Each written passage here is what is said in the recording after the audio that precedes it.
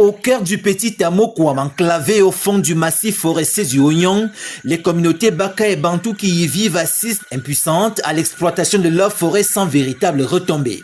Chaque semaine, des camions chargés d'Okoumé, de Sapeli ou d'Ayos quittent la forêt en grume en direction de la Bomban, de Yaoundé ou de Douala. Blanchard Fumba est le président du comité de vigilance de ce hameau. C'est pas que vous avez vu d'abord l'état de la route. C'est notre pire cauchemar ici.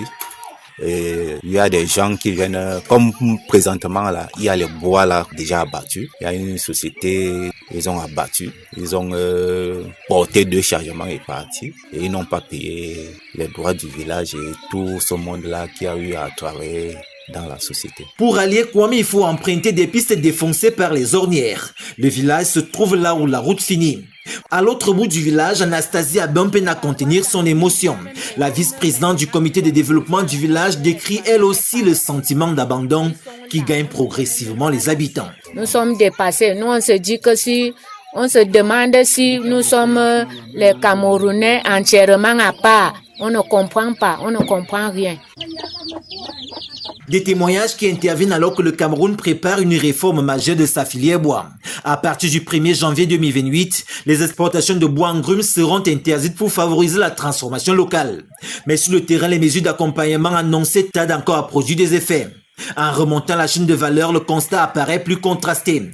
Plusieurs acteurs de première transformation rencontrés dans la ville de la Bomban affirment n'avoir bénéficié jusqu'ici d'aucun accompagnement fiscal. Du côté des professionnels, le discours est plus nuancé.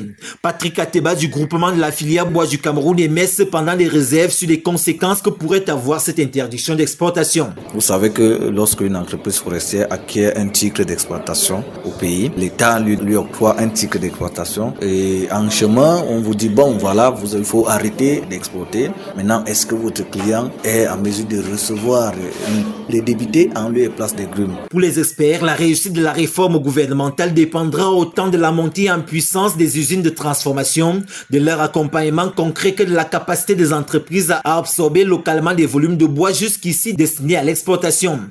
Pour Edouard Essène, chargé de recherche au CIFOR ICRAF, l'industrialisation de la filière ne produira des effets durables que si elle s'accompagne d'une politique ambitieuse de reboisement. Aujourd'hui, l'industrie forestière est en train de plomber.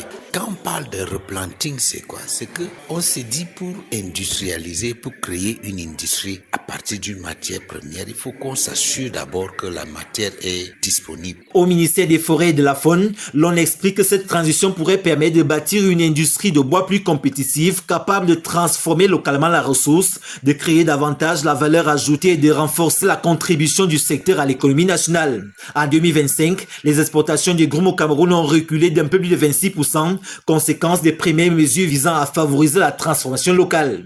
Dans le même temps, les exportations du bois scié ont également reculé de 14%.